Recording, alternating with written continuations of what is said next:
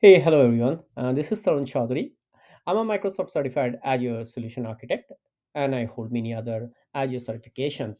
Today, I want to talk about the Azure resource naming conventions. So, if you have worked on Azure infrastructure as a code in Azure domain, you probably have visited this page and it tells that how a Microsoft resource should be named, and there are certain conventions. Right, there are various resources are available in Azure and they have a limitation on their the length, the character it can have probably, and so every details has been captured. So it is sometime too difficult to remember all these informations, and making sure that you are following absolutely the guidelines and do it. So to rescue that, Microsoft has provided another automated approach, and they have created a tool called Azure Naming Tool, which is part of Azure um, Cloud Foundation Framework (CAF), and this tool is distributed as a part of that. And I actually hosted that in my own private cloud environment. I maintain a research project called multi-cloud COE, and I'm going to talk more in coming days about what multi-cloud COE is. But it's first, I have hosted this tool in my own environment, and you can access it by going to this link called Azure dot Azure naming dot multicloudcoe.com. So it will take you to this first page. Let me log out. I'm logging in as an admin, so I'm going to log out so that you can see exactly how you experience when you access this website.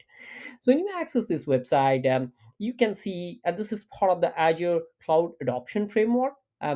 And there are APIs available. You can access it. But that is not the key utilization. The key utilization is to making sure an automated way you can generate a name of a resource.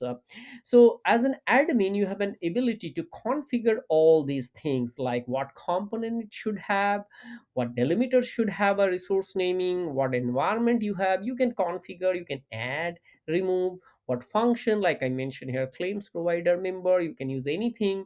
Then what locations you have, similarly what organization. So there are various, you can go through that.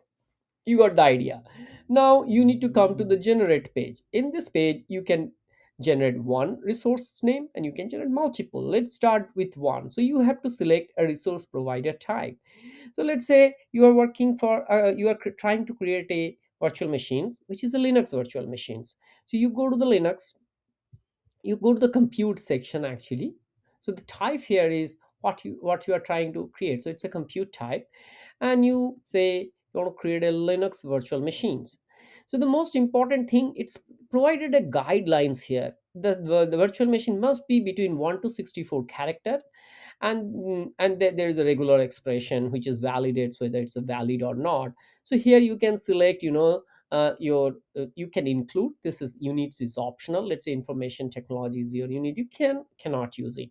So you can use it, and then you can select a project for what you are trying to create the infrastructure. Let's say microservice, and then the function, let's say that will be part of the provider function. Environment, so the first is you are creating for the day, and then which location, let's say central US, I want to create. And then this is something called instance number. So for the same thing, you might have more than one instance, so every instance has to be named accordingly. Let's say this is the first instance, and then you basically click on generate, and you see this is created like this way. Now I want to show you an interesting stuff.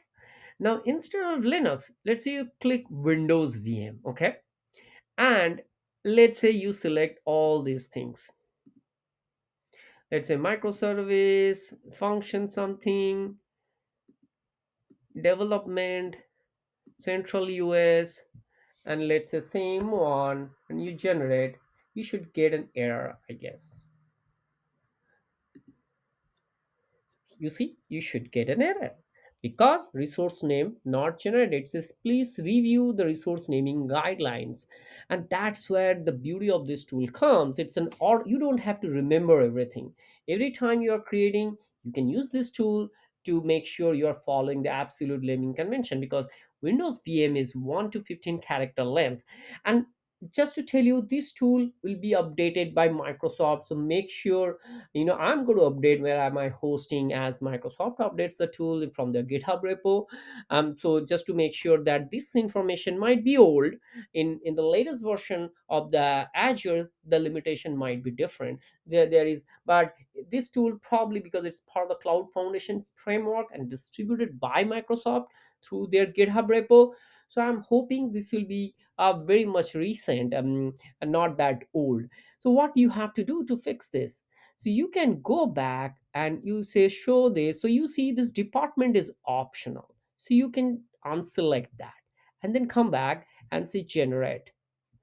Wow, now you make sure, so you can, that's how you can generate it. And the beauty is that, so one of the things, whenever you generate, you might have a conflict, so you should copy this and keep it somewhere in your some logs, some inventory names, maybe you are using ServiceNow, or you can using internal blog.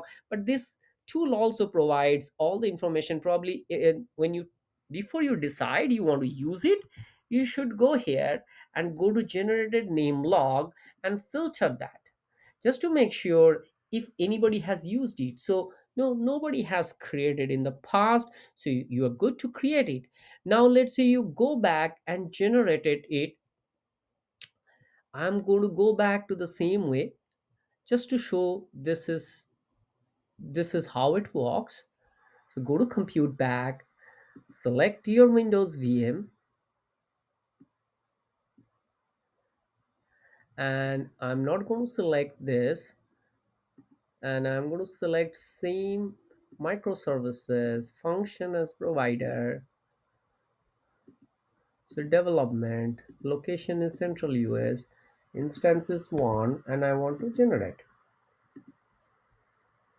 So if I go back to, have I used the same, I have used the prod development. So this is PRD. Okay, I use provider. So, but what I'm trying to say is that if you have a conflict, you can check it here. So, isn't it a cool tool? Okay, so please subscribe to my YouTube channel and give a like and comment. I'll get back to you if you like this video. And I promise I'm going to come up with a lot of cool tips for Azure and for certification and other stuff. Thank you.